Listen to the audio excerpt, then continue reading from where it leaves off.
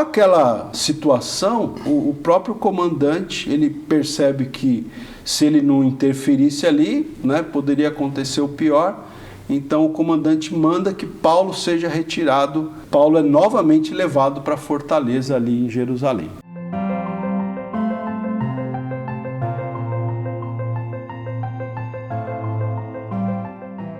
Olá pessoal, estamos aqui mais uma vez na continuidade desse podcast que vai falar sobre Atos da Igreja dos Apóstolos. É uma série, na verdade, de estudos bíblicos que nós estamos aqui sendo acompanhados pelo pastor Ronaldo Guedes. Vamos falar hoje sobre Atos capítulo 23 e 24. Esses dois capítulos são a continuidade, né, do que já viu falando no capítulo anterior, quando Paulo chega em Jerusalém, ele foi preso e agora ele vai se apresentar diante do Sinédrio e tem todo um desenrolar aqui, porque ele vai fazer uma defesa perante o Sinédrio, né? Pastor Ronaldo está conosco, pastor? É isso aí, né? Esse assunto também é muito importante para entender como Paulo depois vai chegar até Roma. Ele vai passar por várias perseguições e começa por aqui em Jerusalém, né? Paulo, ele comparece agora perante o Sinédrio, né? Os judeus queriam matá-lo, o comandante romano interveio, impediu, mas o próprio comandante convoca uma reunião aqui do Sinédrio, que era composto dos principais líderes judeus, né? Dos fariseus, saduceus, escribas, sacerdotes, enfim. Então, nós temos aqui no capítulo 23, no início do capítulo, o relato desse momento em que o apóstolo Paulo ele comparece perante o Sinédrio, não é?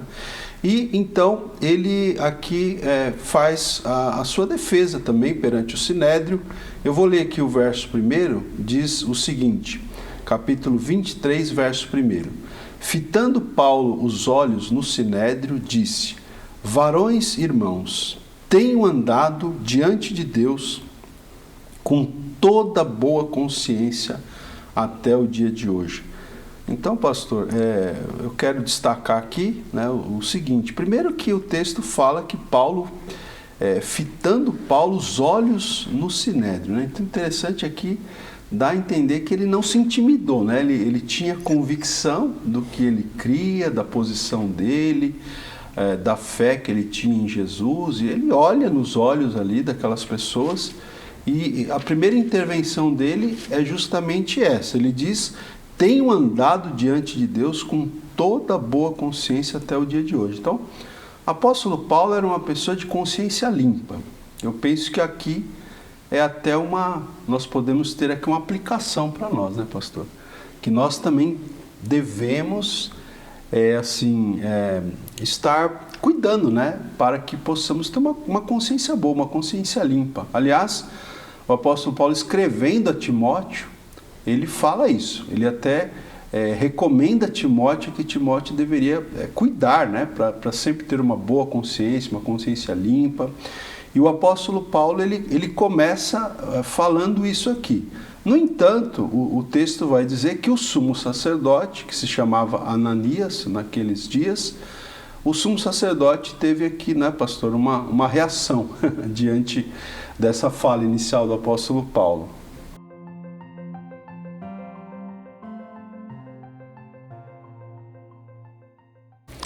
Ele mandou, inclusive, olha só, mandou aos que estavam perto dele que ele batessem na boca. Uma agressão mesmo, assim, muito, né, de uma reação violenta. E o Paulo respondeu, né? Disse assim: Deus há de ferir-te, parede branqueada, né? É uma expressão aqui bem forte também, né? Tu estás aí assentado para julgar-me segundo a lei, e contra a lei mandas agredir-me? Os que estavam ao seu lado disseram: estás injuriando o sumo sacerdote de Deus? Respondeu Paulo: não sabia, irmãos, que ele é sumo sacerdote, porque está escrito: não falarás mal de uma autoridade do teu povo. Então, alguém fala para ele: olha, você não pode falar assim, mesmo tendo apoiado na boca, né? Porque ele é o sumo sacerdote. Daí ele fala: bom, eu não sabia, porque está escrito na lei que eu não podia fazer isso. Então, zeloso da lei, né, pastor? Sim. Literalmente aqui ele mostra que conhecia muito a lei e que não podia nem falar mal do príncipe do povo, muito menos daquela maneira que ele falou. Exatamente. Aqui acho que vale a gente dizer, né, que os intérpretes da Bíblia aqui, eles têm duas correntes aqui. Alguns acham que Paulo realmente não sabia, não é, que aquele homem que tinha mandado bater nele era o sumo sacerdote, e por isso ele reage da maneira que reage, né? Porque Paulo aqui, ele fala, Deus há de ferir-te, ele fala isso para o sumo sacerdote. Então, alguns acreditam que Paulo não soubesse que ele era o sumo sacerdote e depois ele se desculpa. Outros acham que o apóstolo Paulo responde com uma certa ironia, né? Como se ele estivesse dizendo assim, eu não sabia que você era o sumo sacerdote, né? Como querendo dizer, por ser o sumo sacerdote, você não deveria ter agido da maneira que você agiu, né? Mas enfim, pastor, seja como for, nós vemos aqui na sequência que o apóstolo Paulo, ele tem uma espécie de uma estratégia aqui, né? Para lidar ali com o Sinédrio, porque o verso 6 vai dizer para a gente o seguinte, sabendo Paulo que uma parte do Sinédrio se compunha de saduceus e outra de fariseus, exclamou, varões irmãos, eu sou fariseu, filho de fariseu, no tocante à esperança e à ressurreição dos mortos sou julgado, né? Porque o Sinédrio, ele era composto desses grupos, elas são chamadas seitas do judaísmo, né? E os fariseus, e vamos entender o seguinte, o apóstolo Paulo, ele era originário da seita dos fariseus. E os fariseus, eles acreditavam na ressurreição dos mortos. Eles acreditavam que haveria ressurreição dos mortos. Já os saduceus não acreditavam na ressurreição dos mortos, né?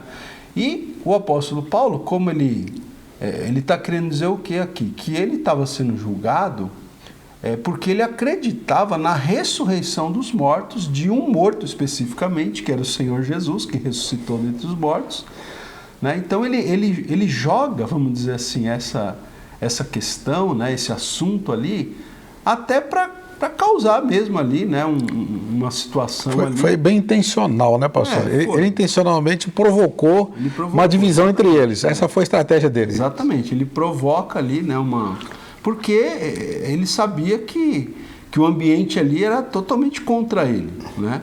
Ele sabia da intenção daquelas pessoas, que era até condená-lo à morte. Então, ele usa essa estratégia, ele fala que ele estava sendo julgado por causa da questão de ele acreditar na ressurreição dos mortos, como alguém que veio da seita dos fariseus, e aí, né, ele terminou conseguindo causar ali aquilo que ele intencionou, porque aí começou uma grande discussão entre os fariseus e os saduceus, né? Os saduceus tomaram as dores de Paulo aqui, pelo menos nesse momento, né? Os fariseus, os saduceus se colocaram contra. O versículo 8 até diz aqui, né? O versículo 8 esclarece para a gente, olha, pois os saduceus declaram não haver ressurreição, nem anjo nem espírito, ao passo que os fariseus admitem todas essas coisas. E aí o texto vai dizer que houve grande vozearia, né? Ou seja, as vozes se levantaram, né? Alguns fariseus começaram a dizer que não viam nada, nada que desabonasse Paulo, né? Enfim, os termos aqui do texto são interessantes. Por exemplo, verso 10 fala em celeuma, né? Então, com aquela situação, o próprio comandante, ele percebe que se ele não interferisse ali, né, poderia acontecer o pior. Então o comandante manda que Paulo seja retirado ali do Sinédrio e Paulo é novamente levado para a fortaleza ali em Jerusalém. Então é bom porque Paulo depois, né, retirado desse tumulto todo, ficou assim mais num particular com Deus. Diz aqui o versículo 11, que na noite seguinte, o Senhor, pondo-se ao lado dele, disse, coragem, pois do modo porque deste testemunho a meu respeito em Jerusalém, assim importa que também o faças em Roma. Quer dizer, o próprio Senhor aparece para ele ali, e fala pessoalmente com ele nessa visão, né, que ele vai chegar até Roma. Então, nós vamos ver daqui para frente muitas dificuldades de Paulo, muito específicas, mas ele sabia, ia chegar até Roma, então venceria todos esses obstáculos até chegar no seu destino principal aqui, nessa fase da vida dele, que seria chegar até Roma. Interessante. Exatamente. E aqui a gente tem até acho que uma aplicação para nós, né, que é nós nos apegarmos às promessas de Deus, né, pastor? Quando Deus tem uma promessa específica na nossa vida, aconteça o que acontecer, essa promessa vai se cumprir, né? Nós não vamos morrer antes da promessa se cumprir. É interessante essa parte, né, professor? Porque a gente tem uma frase assim: você é imortal até que cumpra todos os propósitos de Deus aqui na Terra. Então, Paulo mesmo vai passar por várias situações de morte, assim, quase morte, só o quase, mas ele sobrevive até chegar no propósito maior. Então, sabe uma coisa? A sua vida aqui, ela está garantida enquanto você tem propósito de Deus, tá? Pode ter muitas dificuldades, enfermidades, acidentes, mas Deus vai te preservar para cumprir o propósito dele. Amém. É isso aí. Bom, então, como a gente estava falando, os judeus ali, eles tentam, né? Eles pelo menos tentam, mas não têm sucesso, em preparar uma cilada contra o apóstolo Paulo. Então, no verso 12, a gente vai ver aqui que os judeus se reuniram e, sob anátema, juraram que não haviam de comer nem beber enquanto não matassem Paulo. Então veja como a questão era séria, né? Os judeus aqui, eles fizeram um propósito de não comer, de não beber, enquanto eles não matassem Paulo, né? E na verdade eles fizeram um juramento sob anátema, quer dizer assim, sob maldição, né? De que eles iriam matar Paulo. E para levar, o texto diz que eram mais de 40 pessoas que estavam nessa conspiração, e para levar a cabo isso, esses homens, eles foram ter com os principais sacerdotes, com os anciãos, com as autoridades do povo, né? É interessante a gente pensar que é esse grupo aqui, né? São essas autoridades, talvez não exatamente as mesmas pessoas, tenha mudado uma pessoa ou outra, mas são essas autoridades que estavam envolvidas na morte de Jesus também, né? E aqui nós temos esses homens que fizeram esse juramento, eles vão ter com os sacerdotes, com os anciãos, e eles pedem, então, que os sacerdotes e anciãos peçam ao comandante uma nova audiência com o apóstolo Paulo, para que eles, então, armem ali uma cilada, né, uma situação para que eles pudessem assassinar o apóstolo Paulo. Mas aí a gente vai ver, não é, pastor, que Deus está sempre, como a gente sempre fala, né? Deus está sempre no controle de todas as coisas, e Deus impede que isso aconteça através de um parente do apóstolo Paulo aí. Isso está no versículo 16, pastor. Ó, mas o filho da irmã de Paulo, quer dizer, um sobrinho, né? Tendo ouvido a trama, entrou na fortaleza e de tudo avisou a Paulo. Então esse chama um dos centuriões, disse: deve este rapaz ao comandante, porque ele tem alguma coisa a comunicar-lhe. Interessante que Paulo tinha assim essa moral, vamos dizer assim, com os soldados, os centuriões, né? Porque imediatamente aquele centurião levou esse moço para lá com o comandante. E era um preso, né? Acho que um preso nem sempre tem essa... Mas Paulo tinha essa postura, essa credibilidade. E diz aqui então, o centurião, tomando-o pela mão, levou ao comandante dizendo: o preso Paulo chamou-me, pediu-me que trouxesse à tua presença este rapaz, pois tem algo que dizer-te. Tomou-o pela mão o comandante, pondo-se à parte, perguntou-lhe: que tens a comunicar-me? Respondeu ele: os judeus decidiram rogar-te que amanhã apresentes Paulo ao sinédrio, como se houvesse de inquirir mais acuradamente a seu respeito. Tu, pois, não te deixes persuadir, porque mais de 40 entre eles estão pactuados entre si, sob anátema, que é sob maldição, de não comer nem beber enquanto não o matarem. E agora estão prontos, esperando a tua promessa. Olha só. Aí o comandante ficou assustado, né? Tem que fazer alguma coisa, né, pastor? Exatamente. Aí o comandante, ele toma providências, né? Tá. Mas é interessante, o pastor Misael fez um comentário, né? Paulo, ele já tinha uma postura diferenciada, né, Sim. pastor? Acho que isso já o distinguia dos outros presos, né? E além disso, também ele era, como a gente viu já no episódio passado, ele era um cidadão romano. Né? Note que até quando o comandante chegou até em um determinado momento, quando Paulo foi preso, iria castigá-lo, iria açoitá-lo, né, para obter informações, e Paulo fala: não, mas eu sou cidadão romano. Aí o comandante volta atrás, fica até preocupado só por ter ameaçado, né, de Paulo ser açoitado, porque como um cidadão romano ele tinha direito de ser julgado com o devido processo legal, né?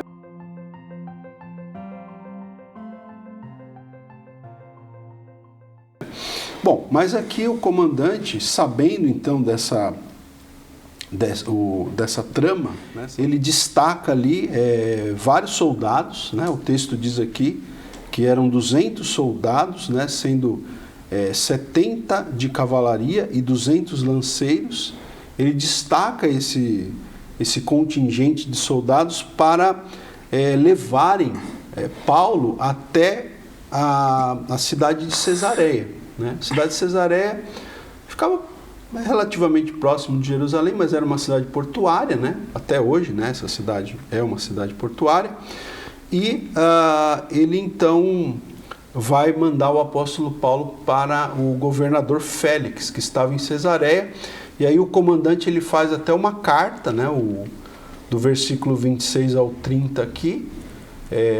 O Cláudio, né? O nome do comandante é Cláudio. Ele manda uma carta para Félix. O conteúdo dessa carta está descrito aqui no capítulo 23, dos versos 26 ao 30. Eu queria apenas destacar dessa carta que o comandante, ele diz, por exemplo, no verso 29, se dirigindo ao governador Félix, né, ele diz assim: verifiquei ser ele acusado de coisas referentes à lei que os rege, nada, porém, que justificasse morte ou mesmo prisão. Então, assim, diante das leis romanas, não tinha nada, né, que condenasse Paulo. O problema era entre os judeus, né? Porque os judeus achavam que Paulo estava pervertendo a lei de Moisés, aqueles boatos todos, né? Então, assim, era uma questão mais interna, era uma questão mais relativa ali aos judeus, né? As crenças deles, as leis deles. Então, os romanos, que não tinham conhecimento, muitas vezes, dessa cultura, dessa tradição judaica, eles não viam o porquê de Paulo estar preso, né? Eles não viam nenhum crime, né? Como diz aqui no texto, o próprio comandante manda a carta para o governador dizendo que nada ele tinha visto que justificasse a morte ou mesmo a prisão, né? Então o apóstolo Paulo ele é levado e ele é conduzido a Cesareia ao governador, pastor. Então, aí eu acho que é interessante aqui, né, porque chegando em Cesareia, entregaram aquela carta ao governador e apresentaram Paulo. O governador leu a carta e quando soube que era da Cilícia, né, porque Tarso era da Cilícia, disse: ouvir-te-ei quando chegaram os teus acusadores. Ele mandou que ele ficasse detido ali no pretório de Herodes. Tá? Então ele ficou guardado ali, né, pastor? E assim nós terminamos esse capítulo 23, que é realmente uma sequência, né? Então não dá para interromper. Vamos já para o 24, pastor, porque aguardando os acusadores chegarem, Paulo ficou preso e logo em seguida chegam alguns mesmo, né? Para poder apresentar ali a sua acusação perante, né, o Félix. É isso? Exatamente. Então no capítulo 24, no versículo 1, nós vamos ter aqui que então 5 dias depois, os acusadores de Paulo, eles vão até Cesareia. Então eles descem de Jerusalém a Cesareia e o texto vai dizer que quem foi? Foi o sumo sacerdote, Ananias, né, o mesmo que tinha mandado bater na boca de Paulo, lá no Sinédrio, mas ele foi com alguns anciãos também e eles levaram um orador chamado Tértulo, né? Aqui seria uma espécie de um advogado, né? Um advogado que iria acusar Paulo ali perante o governador Félix, não é, que estava ali em Cesareia. Então, o sumo sacerdote com os anciãos e esse orador, eles apresentaram ao governador as acusações contra Paulo, né? Então, do verso 2 em diante, nós vamos ter aqui a palavra desse advogado, desse orador chamado Tértulo, né? No início, aqui no verso 2, no verso 3, né, depois o pessoal pode ler em casa com calma, mas o Tértulo vai fazer vários elogios, né, ao governador, várias lisonjas aqui, né, talvez ali querendo, né, que o governador fosse favorável, né, aos pedidos que eles iam fazer ou às acusações que eles iam fazer contra Paulo. Mas aí no versículo 5 ele vai falar aqui então quais são as acusações que os judeus trouxeram contra Paulo ali perante o governador. Então no verso 5 diz: porque tendo nós verificado que este homem é uma peste e promove sedições entre os judeus esparsos por todo o mundo, sendo também o principal agitador da seita dos nazarenos, o qual também tentou profanar o templo, nós o prendemos. Então, olha quantas acusações, pastor. Eles falaram que o apóstolo Paulo era uma peste, né, que promovia sedições entre os judeus que estavam espalhados pelo mundo, porque sempre tinha judeus em todos os lugares. Acusavam Paulo de ser o principal agitador da seita dos nazarenos, né, que era assim que a igreja do Senhor Jesus era chamada por eles, pejorativamente, né? E também acusam Paulo de tentar profanar o templo, né? Então, diante disso, o Tértulo aqui, representando os judeus, ele fala: nós o prendemos, mas aí ele vai contar aqui que o comandante, né, o comandante Lísias, tinha arrebatado Paulo das mãos dos judeus e ordenando que o apóstolo Paulo viesse à presença do governador. Amém. Então, ele coloca aqui para o governador todas essas acusações, fala: agora você vai examinar, né? Tu mesmo, examinando-o, poderás tomar conhecimento de todas as coisas de que nós o acusamos. Os judeus também concordaram na acusação, afirmando que essas coisas eram assim. Bom, foram acusações fortes, né, mentirosas também, né? Eles até, quando comenta do comandante Lísias, assim, ele arrebatou das nossas mãos com grande violência, né? Quer dizer, a violência do lado de lá, né? Ele tirou o Paulo da violência do... Na verdade, eles tentam tentam condenar aqui de alguma forma a ação do comandante, né? Então, mas o Paulo, a partir do versículo que você pode ler só depois com atenção detalhadamente, a partir do versículo 10, Paulo apresenta a sua defesa. Aliás, ele falou aquilo que já vinha falando sempre, né? A sua defesa é quase que mesmo conteúdo, mas é importante a sabedoria, a maneira como que ele expõe perante os líderes, porque eles ficavam sem argumento. A única coisa que eles tinham era a questão daquela violência, aquele ódio que eles tinham, que era uma coisa diabólica mesmo, mas não tinha um argumento para ir contra o Paulo, porque os argumentos deles eram muito fortes, explicando, inclusive, a revelação bem clara que Deus tinha na vida dele.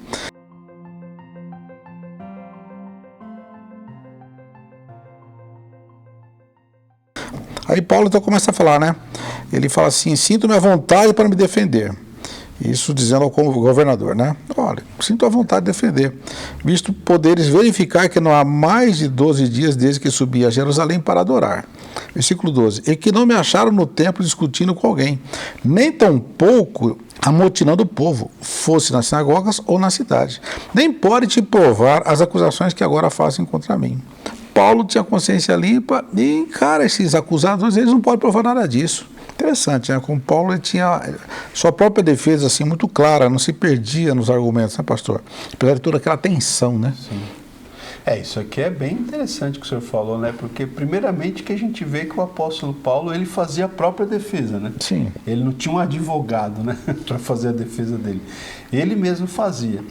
E é muito interessante aqui a gente ver assim, o equilíbrio emocional de Paulo, Sim. né, pastor? É um equilíbrio emocional realmente admirável, porque ele está sob pressão o tempo inteiro, ele estava sob pressão diante do Sinédrio, agora ele está diante do governador, né, que é a autoridade máxima ali daquela região, né, e ele está não só diante do governador, mas ele está com os acusadores ali na frente dele, acusando-o perante o governador, né, mas ele com muita calma, com muita tranquilidade, né? Pastor, deixa um pouquinho. Você lembra que Jesus falou isso? Quando você estiver diante das autoridades, se acusando, não se preocupe, o Espírito Santo vai dar a palavra. Eu creio que Paulo falou: bom, se ele vai dar a palavra, só esperar a minha hora, eu falo. Foi o que aconteceu, né? O Espírito Santo é uma palavra ungida por Deus, né? Que maravilha. Pode continuar. É verdade, então. E com muito equilíbrio. Eu acho que esse equilíbrio é aquilo, né, gente? Vem do quê? Primeiro, da comunhão que ele tinha com Deus, né? Também da convicção que ele tinha de estar fazendo o certo, né? De estar testemunhando sobre Jesus, de estar cumprindo o propósito de Deus para a vida dele. Então isso deixava ele tranquilo, né? E ele falava com autoridade. Eu tenho certeza que isso deixava as pessoas que o ouviam, né, sejam os acusadores, sejam as autoridades que o ouviam, né, deixava todo mundo admirado. E o apóstolo Paulo, você percebe que a partir do momento que ele comparece perante o Sinédrio, e de lá para frente, pastor, ele sempre vai usar essa estratégia. Ele vai falar, olha, eu estou sendo julgado por algo que nós sempre acreditamos, que é a questão da ressurreição dos mortos, né? Ele sempre vai trazer essa questão aqui para essas audiências. Então, por exemplo, no verso 14, ele fala aqui, porém confesso-te que segundo o caminho, né, a igreja era chamada assim, o caminho, até na nossa tradução aqui está com C maiúsculo, né? Segundo o caminho, a que chamam seita, assim eu sirvo ao Deus de nossos pais. É como se ele estivesse dizendo, eu não estou servindo um Deus diferente, eu continuo servindo ao mesmo Deus que vocês servem, o Deus dos nossos pais, né? Acreditando em todas as coisas que estejam de acordo com a lei e nos escritos dos profetas, tendo esperança em Deus, como também estes a têm, de que haverá ressurreição, tanto de justos como de injustos. Então Paulo ele usa essa estratégia de defesa, ele fica falando sempre isso, ele vai falar, olha, eu estou sendo julgado porque eu acredito na doutrina da ressurreição, que nós sempre acreditamos, né? Com exceção dos saduceus que não acreditavam, mas os judeus acreditavam. E ele fala, eu estou sendo julgado por causa disso, porque eu creio na ressurreição de um homem, que é Jesus, né? Que é o Messias, enfim. Então ele seguia essa estratégia de defesa aí, né? E ele vai falar aqui que ele tinha chegado em Jerusalém para trazer as ofertas, né? Que ele havia arrecadado, mas que alguns judeus da Ásia, que foi isso que a gente viu no episódio passado, né? Alguns judeus da Ásia o encontraram lá e começaram o tumulto. Só que o que acontece, pastor? Esses judeus da Ásia não estavam presentes nessa audiência, né? Já eram outros judeus. Então, é como se ele dissesse assim, cadê os meus acusadores, os que começaram aquele tumulto, né? O verso 19 ele diz, os quais deviam comparecer diante de ti, né? Aqueles judeus da Ásia não estavam lá, e ele fala, eles deviam comparecer diante de ti, governador, e acusar, se tivessem alguma coisa contra mim. Aí no verso 20 diz, ou estes mesmos que estão aqui, digam, o que eu fiz, né? Qual é o meu pecado? Né? Salvo, a única coisa que eles têm contra mim é que eu clamei, estando entre eles, hoje eu sou julgado por vós acerca da ressurreição dos mortos. A grande acusação é que Paulo está falando de um Jesus defunto que morreu e que está vivo. E Paulo, mas exatamente, eu estou falando isso. Isso é exatamente isso. Estão confirmando a mensagem do Evangelho, que Jesus morreu e ressuscitou. E a questão da ressurreição, que era o problema ali, que era fundamental até para eles. Só que eles não conseguiam, por falta de revelação na palavra de Deus, ou de incredulidade, entender o cumprimento profético, que Jesus realmente havia ressuscitado.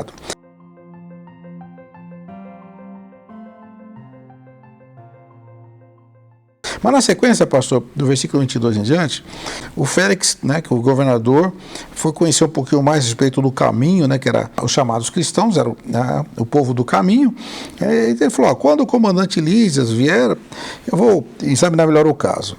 E mandou o centurião guardar o Paulo bem ali, na prisão, ficou detido, mas tratando com uma certa liberdade, não impedindo que os seus próprios o servissem. Então Paulo tinha um contato com aqueles discípulos, né, que podiam servi-lo.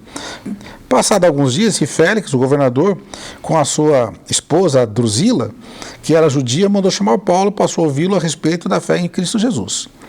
Aqui é uma parte interessante, né? Porque quando Paulo começa a falar a respeito da justiça, do domínio próprio, do juízo vindouro, ficou Félix amedrontado e disse, por agora podes retirar-te, e quando eu tiver vagar, chamar-te-ei.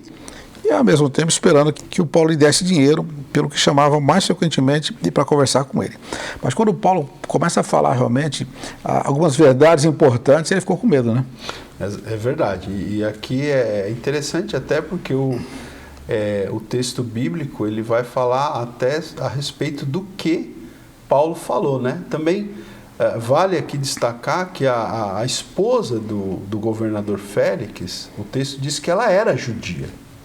Então, ela entendia bem todo esse imbróglio, né? E o próprio governador, por ser casado com uma judia, ele também tinha um certo conhecimento. O verso 22 diz, né, que Félix, conhecendo mais acuradamente as coisas com respeito ao caminho. Então, ele tinha um certo conhecimento, porque a esposa dele era judia, né? Mas é interessante que Paulo ele fala aqui, né? O escritor Lucas, ele diz até quais foram os tópicos do sermão aqui, né, pastor, do apóstolo Paulo. Ele falou sobre acerca da justiça, ele falou acerca do domínio próprio e do juízo vindouro, né? Ele fala aqui do juízo vindouro, que o Senhor Jesus há de julgar, né? E o governador ele chega a ficar até amedrontado e ele pede que Paulo se retire, né? E também o texto diz que o governador, veja como a questão da corrupção, né, nas esferas públicas aí já existia, né, há tanto tempo. O governador esperava que Paulo lhe desse dinheiro, né? Tá aí no verso 26 e com essa esperança, o governador chamava Paulo constantemente para conversar com ele. Eu li um comentário a respeito desse versículo, pastor, porque o apóstolo Paulo, ele fala, quando ele se defende diante dos judeus, né, isso está até no versículo 17, ele fala que ele veio trazer ofertas, ele veio trazer recursos financeiros para os judeus pobres de Jerusalém, né? As ofertas que ele tinha arrecadado nas igrejas dos gentios. Então, talvez esse governador pensou, ele tem recurso, ele tem dinheiro, ele trouxe dinheiro para Jerusalém, né? E aí, então, talvez de olho nesses recursos, o governador queria, né, que Paulo desse dinheiro. Mas, obviamente, Paulo não se deixava corromper, né?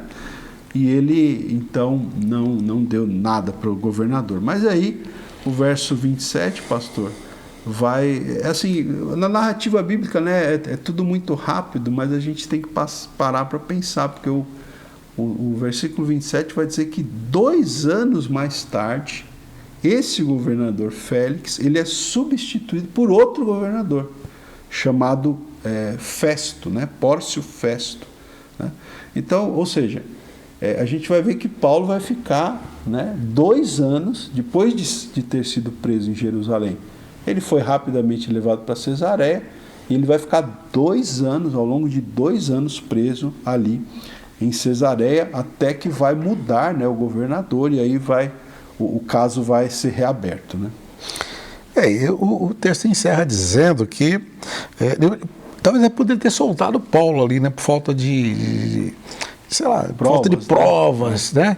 Mas assim, que querendo Félix assegurar apoio dos judeus, manteve Paulo encarcerado. Então, isso é uma questão política ali, né? Sim. Mas terminamos aqui o capítulo 24, pastor. Vamos já para o 25, porque agora Paulo, mais uma vez, vai ter que se apresentar e vai ter uma outra defesa, agora perante o Pórcio Festo, que assumiu o governo da província, e já 3 dias depois subiu para Jerusalém. E lá em Jerusalém, os principais sacerdotes e os maiorais dos judeus lhe apresentaram queixa contra Paulo. Eles solicitavam, pedindo, por favor, em detrimento de Paulo, que o mandasse vir a Jerusalém, armando eles ciladas para o matarem na estrada. Festo, porém, respondeu achar-se Paulo detido em Cesareia e que ele mesmo, muito em breve, partiria para lá. Portanto, disse ele, os que dentre vós estiverem habilitados, desçam comigo, e havendo contra este homem qualquer crime, acusem-no. E assim, então, o Festo não aceitou essa ideia de mandar o Paulo para Jerusalém, porque já havia ciladas. Ou ele estava sendo acilados, ou Deus que guardou aqui, né, pastor? Um livramento. Os judeus sempre, eles teriam mais condições, né, de assassinar Paulo se ele tivesse ali nas imediações de Jerusalém, né? Então, o que nós temos aqui? Um novo governador, logo que ele assume, ele vai para Jerusalém, que era uma cidade importante ali da província, e os judeus pedem que ele mande Paulo para Jerusalém, né? Então, o governador fala, olha, se vocês quiserem, vocês vão até Cesareia, apresentem as acusações contra ele, mas a princípio ele não permite, né? Depois o governador vai até sugerir a Paulo que ele vá a Jerusalém para ser julgado em Jerusalém por esse novo governador, Festo, né? Mas Paulo vai recusar. Né? Mas por quê? Porque os judeus eles sempre estavam tramando contra Paulo, né? Contra a vida de Paulo. Né? E aí então, pastor, o verso 6 vai dizer aqui que o governador ele volta, né, para Cesareia, que era a base ali onde ficava o governador, e já no dia seguinte, olha que interessante, né, no dia seguinte que o governador foi fazer uma visita a Jerusalém, quando ele volta a Cesareia, no dia seguinte já há uma audiência, né, Paulo foi trazido ali ao tribunal e os acusadores de Paulo, os judeus, eles comparecem ali em Cesareia, né? E o texto no verso 7 diz: trazendo muitas e graves acusações contra ele, as quais, entretanto, não podiam provar. E, mais uma vez, né, o apóstolo Paulo vai se defender. Então ele vai dizer aqui que ele não cometeu nenhum pecado, nem contra a lei dos judeus, nem contra o templo, nem contra César, né, nem contra o Império Romano. Tá? Então, o Festo também, então aqui foi o que eu estava dizendo há pouco. O Festo, querendo o apoio dos judeus, né? Então você vê que, como o pastor falou há pouco, sempre tem essa questão política, né? O Festo, querendo o apoio dos judeus, ele pergunta para Paulo: você quer subir para Jerusalém para que eu julgue você lá em Jerusalém? Mas Paulo, sabendo que ele corria risco de morte se ele fosse para Jerusalém, né?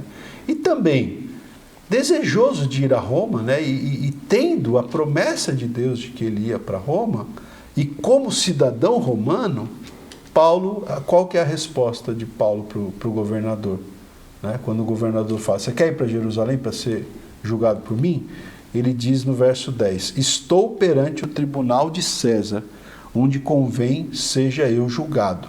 Nenhum agravo pratiquei contra os judeus, como tu muito bem sabes. Então, como cidadão romano, Paulo tinha esse direito, não é, pastor? Sim. De apelar para o imperador, para que é como se fosse uma corte, né? A última instância, vamos dizer assim.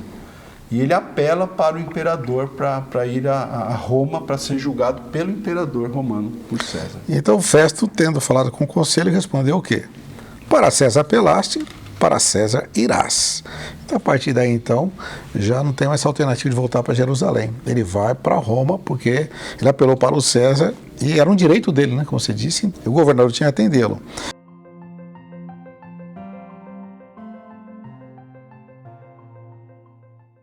Bom, aí começa uma última etapa aqui, né, desse capítulo, né, muito interessante, das últimas etapas, né? Quando, alguns dias passados, aparece por ali quem? Aparece o rei Agripa e Berenice, que vieram saudar a Festo. Eles iam ficar alguns dias ali e o Festo expôs ao rei o caso de Paulo, dizendo: olha, o Félix deixou aqui preso um certo homem, a respeito de quem os principais sacerdotes e anciãos dos judeus apresentaram queixa, estando eu em Jerusalém pedindo que o condenasse. Aí eles respondiam que não é costume dos romanos condenar quem quer que seja, sem que o acusado tenha presente os seus acusadores. Então, aí fala que eles vieram ali e apresentaram as suas acusações. Traziam as questões, o versículo 19 diz: traziam contra ele algumas questões referentes à sua própria religião, e particularmente a certo morto chamado Jesus, que Paulo afirmava estar vivo. Então chamava a atenção do governador que o centro da questão eles estão falando do morto chamado Jesus, que Paulo fala que está vivo. Esse é o problema. O problema com o morto chamado Jesus. E o Paulo fala que está vivo e tem um conflito aqui. As pessoas de fora, eles não entendiam, né, por que isso era uma coisa tão importante, né, para os judeus, né, mas esse era o ponto. Então aqui, como o pastor Misael fez a leitura, né, do verso 13 até o 21, o governador Festo, ele vai falar para o rei Agripa, que tinha feito uma visita a ele, né, então ele expõe toda a situação de Paulo. Ele fala: olha, eles estão brigando por causa de um certo morto que Paulo afirma estar vivo, só que ele fala aqui, né, que não via né, questões aqui, mas que Paulo tinha apelado para César, né? Mas então o Agripa, então, diante desse relato do governador, o Agripa diz aqui que gostaria de ouvir este homem, né? No versículo 22 ele diz: eu gostaria de ouvir este homem. E aí então surge aqui uma oportunidade para que Paulo fale perante o rei Agripa. Então, de fato, no outro dia, o rei Agripa e a Berenice, com grande pompa, entraram, naquela audiência e chamaram Paulo perante Festo. E disse o Festo: ó, rei Agripa e todos que são aqui presentes, vejam esse homem, por causa de quem toda a multidão dos judeus recorreu a mim, tanto em Jerusalém como aqui, clamando que não convinha que ele vivesse mais. Aí ele falou: eu não sei nem o que falar para o governador, Eu falo para o governador: há uma briga aqui de um defunto que está vivo, o que eu faço? Quer dizer, isso na lei romana não tinha nenhum problema, Era uma questão dos judeus. Não achei nada de positivo que escreva ao soberano, por isso eu o trouxe à vossa presença, e mormente a tua, ó rei Agripa, para que, feita a arguição, tenha eu alguma coisa que escrever. Tipo assim, me ajuda aqui a argumentar, para poder encaminhá-lo ao governador. Porque não me parece razoável remeter um preso sem mencionar, ao mesmo tempo, as acusações que militam contra ele. Quer dizer, o próprio governador não sabia o que escrever para poder mandar o Paulo para o César. Dentro da lei romana não tinha nada. Falou: quem sabe o rei Agripa me ajuda aqui a formalizar, esse encaminhamento ao César. É exatamente isso. Paulo tinha apelado a César, ele seria enviado a César, mas tinha que ter algo para se dizer a respeito, Então, o Festo pede que Agripa o ouça para ver se Agripa podia ajudar o governador Festo a mandar esse relato, essa carta ao imperador, para ter ali alguns elementos para mandar para o imperador. E assim terminamos esse capítulo, pastor? Que interessante, eu creio que nós caminhamos bastante aqui, porque são capítulos significativos, vou explicar a trajetória de Paulo, que está seguindo agora para Roma. Olha só como nos prepara as coisas. E foi com muito, lógico, com certo sofrimento, porque vai preso, Mas ele vai para lá e nós vamos ver como ele vai chegar até lá e grandes coisas vão acontecer. Pastor, nós vamos encerrar por aqui, Vamos encerrar por aqui e só deixar o pessoal já aí com bastante vontade de assistir o próximo episódio, porque o governador ele pede que o rei Agripa ouça Paulo. Então, no próximo episódio, que a gente vai entrar no capítulo 26, a gente vai ver então a defesa de Paulo perante o rei Agripa. Então fica aí as cenas dos próximos capítulos aí. Inscreva-se no nosso canal, porque você vai receber notificações, se você ativar o sininho, você vai saber quando próximos episódios serão postados também. Assista os anteriores se você não viu ainda, tá? É muito importante essa série, está realmente muito interessante, de conteúdo bom para edificar a sua vida, e leia Atos dos Apóstolos, esse livro maravilhoso que vai revolucionar também o seu ministério. É assim que Deus te abençoe, em nome de Jesus.